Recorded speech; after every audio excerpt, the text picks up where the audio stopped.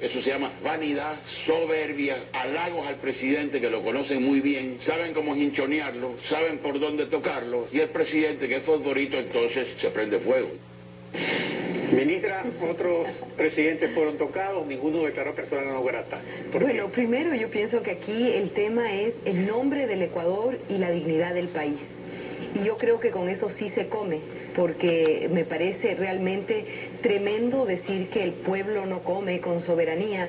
Si sería así, seríamos todavía colonia española, ¿no es cierto? Yo pienso que la dignidad es el elemento central de la condición humana. Una persona, un colectivo sin dignidad no tiene futuro. Y de eso estamos hablando, de eso.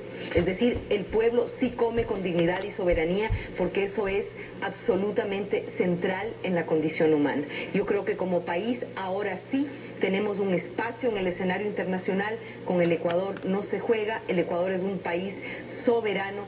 Es un país que pone por delante no los intereses privados de unos pocos, sino pone por delante la soberanía, la dignidad nacional y su nombre de país. Aquí no se trata de la vanidad o no la vanidad del presidente, se trata efectivamente de un comportamiento, e insisto, poco profesional, de una servidora pública de los Estados Unidos que aventuradamente se puso a especular en una nota no oficial, secreta, al Departamento de Estado. Ventajosamente, y esto es lo que la opinión pública debe entender, no ha habido una respuesta del Departamento de Estado, no ha habido opiniones al respecto. Hay una opinión de especulación deliberada y con juicios de valor de una diplomática de los Estados Unidos. Ministra, pero aquí hay un asunto interesante. Fueron casi 300.000 mensajes secretos que reveló Wikileaks en noviembre, y decía cosas peores de otros presidentes, incluso sobre el mexicano, que lo tocaban al presidente Calderón, al alto mando, respecto a la no captura de capos del narcotráfico. Pero hubo otros canales, usted sabe, el presidente mexicano en ese caso hizo unas declaraciones a la prensa diciendo que había perdido su confianza en el embajador, después renunció por su propia voluntad. Incluso se pudo haber hecho algún contacto directo con el señor Valenzuela para expresar el desagrado. Ambas cosas se hicieron. Por una parte, el canciller, como corresponde, llamó al señor Valenzuela a manifestarle su molestia, su inconformidad con el comportamiento de la embajadora, y convocó a la embajadora para pedirle explicaciones. Y la embajadora le dijo que no le podía explicar nada y que no podía responder nada y que realmente no puede opinar. Claro, pero en ese sentido, entonces, lo que yo digo es que usted ha sido canciller. Cuando se hace ese tipo de llamadas, no es algo anormal que en algún momento, incluso cuando un embajador dura mucho tiempo y algunos se identifican a veces demasiado, no profesionalmente con un gobierno, y después viene otro gobierno de otro partido. Y a veces se dice, oiga, sería bueno que nombren a otro. Y eso luego se lo hace en un plazo razonable.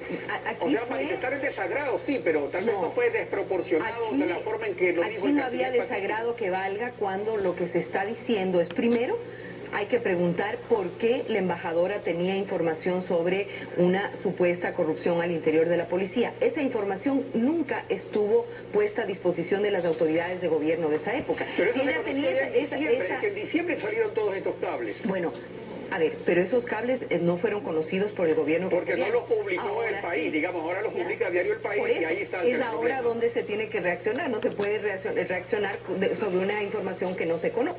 Pero otra cosa que me parece a mí inaceptable es que el expresidente Noboa, me parece, dice algo como que los diplomáticos tienen que tener 100 años de experiencia para ejercer, y empieza a cuestionar. Bueno, ya vamos a ver esa parte. Ahora veamos es lo que él se refiere a que esto no es un hecho aislado en las relaciones con Estados Unidos, sino que se refiere a otros antecedentes. Veamos lo que dijo. Por el contrario.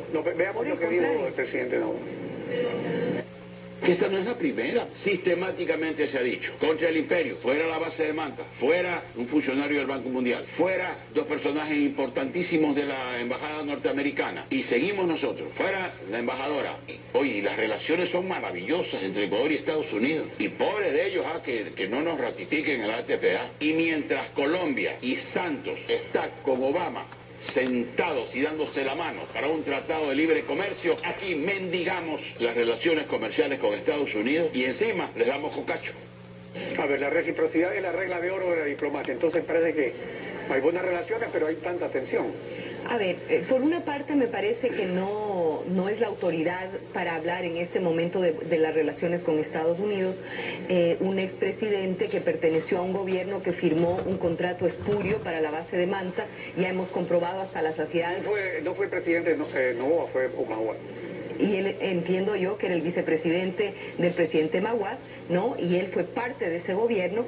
Fue efectivamente un convenio espurio y hemos ya demostrado hasta la saciedad que no era necesario. Hemos duplicado la captura de droga en este tiempo después de haber finiquitado con el convenio de la base. Fue un convenio realmente perjudicial para el país, eso lo sabe todo el mundo. No, eso se hizo durante el gobierno en el que participó el expresidente Noboa. No, y también, por favor, no olvidar, en ese gobierno fue la primera y única vez que el Ecuador, como país soberano, votó en contra del pueblo de Cuba, a favor del bloqueo norteamericano durante ese gobierno, cosa que el Ecuador nunca ha hecho, ni siquiera durante el gobierno de Febres Cordero. Y recuerden también que una persona autorizada en política exterior, quizá con los 100 años de experiencia que menciona el expresidente, tuvo que renunciar a su cargo de embajador en Ginebra porque le obligaron a votar en contra de Cuba por única vez en la historia. Ese fue José Ayala Lazo, ex embajador del Ecuador en Ginebra. Eso ocurrió durante el gobierno. Pero que eso fue durante el gobierno de Maguad, porque yo fui embajador al año siguiente y yo sí voté de otra manera. Usted, por supuesto, pero eso fue el año anterior, pero él fue el vicepresidente. Pero no era el presidente. ¿Ya? Y por otro lado, yo entiendo que quizá no entremos en detalles, pero sí, el canciller del expresidente Noboa fue Heinz Meller. Yo no sé si Heinz Meller tiene 100 años de experiencia en política exterior. Por su ascendencia alemana. Exacto. Entonces, ahora, justamente... imagínese usted, parece que él está pensando en una diplomacia por sucesión familiar, cosa que ya ventajosamente en la Revolución Ciudadana no puede darse, porque aquí los servidores públicos estamos donde estamos por nuestros méritos profesionales y nuestra adhesión con un proyecto político. A ver, justamente veamos realmente es vergonzoso lo que exactamente dijo el expresidente Noboa respecto a la Cancillería. Ni con Perú en el peor momento de nuestra relación. Nosotros hemos declarado personas no gratas y hemos roto relaciones. Aquí oigo con una gran facilidad al canciller hablar que sí, que por acá, que no estamos ni en guerra, pero ¿de qué estamos hablando? Para mí no hay cancillería en el Ecuador. Lamento decirlo. Tenemos a un romántico, toca guitarra, simpático, y tenemos a un uruguayo que hace 2 años se ha nacionalizado y no cabe en una cancillería de un país xenófobo que esté probada por cientos de años que sea ecuatoriana. A ver, ministra. Bueno, me parece que primero esa aseveración es anticonstitucional y es xenofóbica contra el vicecanciller.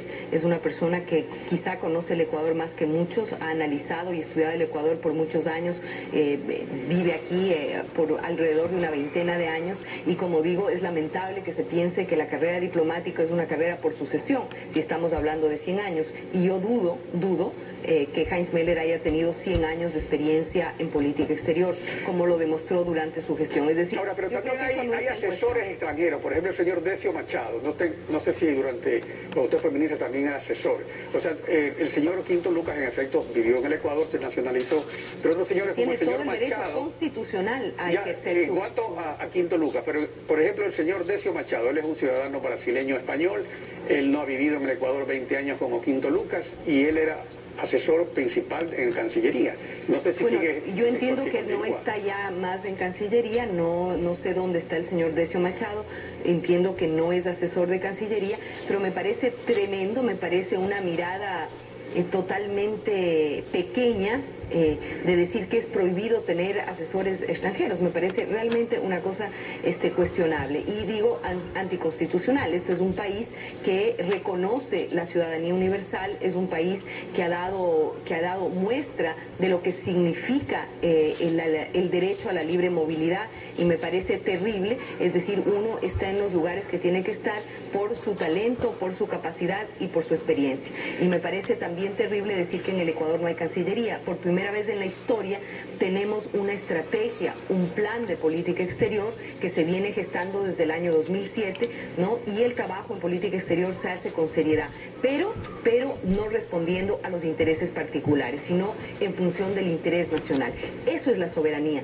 Esa es la soberanía de la que se come. Pero sobre intereses particulares, el interés nacional. también sería un interés particular sobredimensionar el honor personal del presidente. Es respetable el honor de él, es el honor también de alguna forma. Primero, él es el jefe de Estado, es el representante del país, y por otra parte, se dijo ahí que el presidente es la última instancia. No, el presidente es la primera instancia, porque de acuerdo a esta Constitución y a la anterior, quien maneja la política exterior de este país es el presidente. Yo le preguntaría al expresidente Noboa, ¿quién manejaba la política exterior en el tiempo en el que él ejercía su rol como jefe de Estado?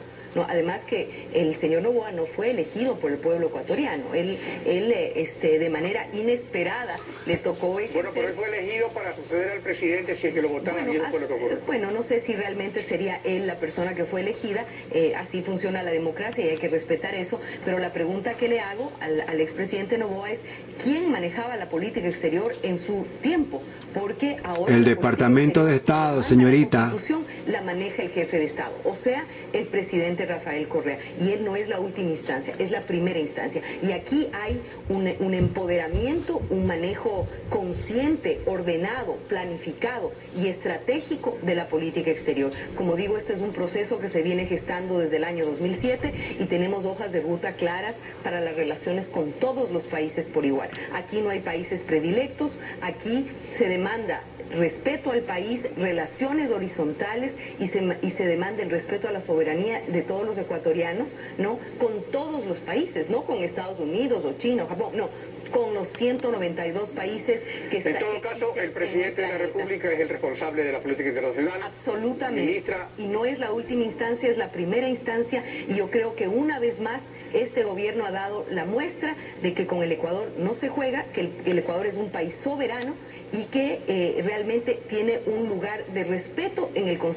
concierto internacional, independientemente de 1, 2 o 3 intereses privados. Y con la soberanía y la dignidad sí se come. Alfredo, le puedo garantizar, si no hay dignidad, no funciona una sociedad. Autoestima, dignidad, sentido de pertenencia, eso es lo que construye una nación verdadera.